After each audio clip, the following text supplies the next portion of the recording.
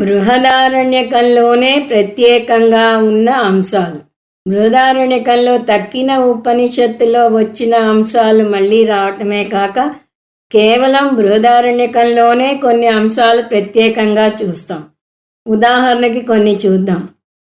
మామూలుగా గురు శిష్యుల సంవాదం ఉంటే ఇక్కడ జల్పం కూడా వస్తుంది.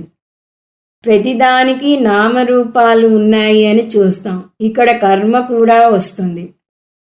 ఆత్మజ్ఞానంలో మన ప్రయాణం పృథ్వీతో మొదలై అక్షర బ్రహ్మ దాకా సాగుతుంది. ఈశ్వరునికి ప్రమాణం అంతర్యామి బ్రాహ్మణం. సగుణ ఈశ్వరుడు నిర్గుణ బ్రహ్మల మధ్య భేదం స్పష్టంగా తెలుస్తుంది. వేద పూర్వ భాగం అంత భాగం కూడా ఇందులో చాలా వివరంగా వస్తుంది. ఘట భాష్యం, అనుప్రవేశ శృతి భాష్యం, విద్యాసూత్ర వివరణ, తవ్యకార విశ్లేషణ మొదలైన ఎన్నో భాష్యాలు, విశ్లేషణలు సూక్ష్మంగా ఉన్నాయి.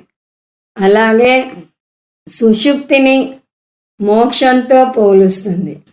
ఇందులో కొన్ని ముఖ్యమైన మంత్రాలు ఉన్నాయి.